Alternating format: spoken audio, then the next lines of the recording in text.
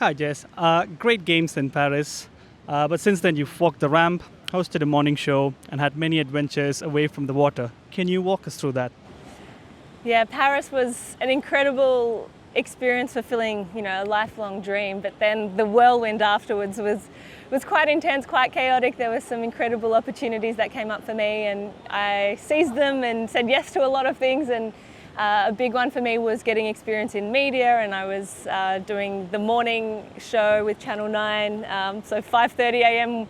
on air for a week, which was awesome. And then I worked a lot with the sports team. Went to the Australian Open for the tennis to work with the broadcast team there. So yeah, the media side was really enjoyable, and then I did a lot of work with my sponsors, lots of different shoots and events and PR. So yeah, it was great fun and a little bit chaotic and full steam, but I enjoyed it. Did it at any stage impact what you want to do on the water?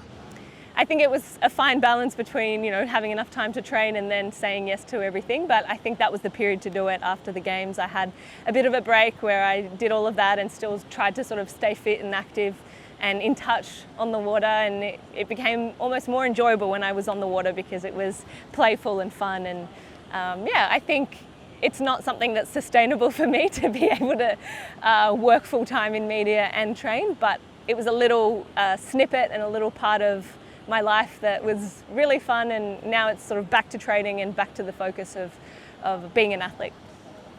And you won the gold in both canoe and kayak.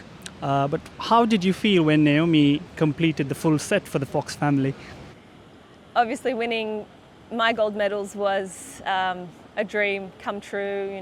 Years and years of hard work for myself, my whole team, and it was incredible. But then seeing Naomi win her gold was also one of the highlights of my life, to be able to share that moment with her and celebrate her, see her come out of my shadow and seize her moment. And, it was a remarkable achievement and such a dream. I think we left Paris, and even now, a year on, we're still pinching ourselves going, did that really happen? And this year, the big ones at home, Penrith. What are your thoughts on that? It's wonderful to have the World Championships at home. It's a once in a career opportunity to have a home world champ. So we're really excited about it. And it's a little bit tough, like a year after the Olympics, but I think it's almost been what's kept us going and motivated post-games. So looking forward to welcoming everyone back to Penrith and celebrating 25 years since the Sydney Olympics and 20 years since the last World Championships were in Penrith. And I was just a kid at that time. I had just started paddling, or was just about to start paddling.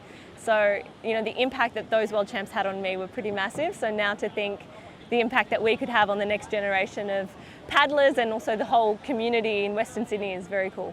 Do you have any memories from the last World Championships when you went there? Yeah, I was 11 at the last World Championships and I had a broken arm. So I remember being in a cast and running down with the Aussies, and Robin Bell won gold, and it was pretty incredible to be part of that experience. As you said, it's always a bit tough after the Olympic Games, especially with the World Championships. How do you get the mental and physical preparation done for something like that? I think it's knowing that it's still, there's a whole season of competitions that you can build into. So we've got the World Cup races in the lead up to the World Championships, and then for us, it's a home course. So hopefully we have that home course advantage and feel like at home, relaxed and ready to enjoy the moment.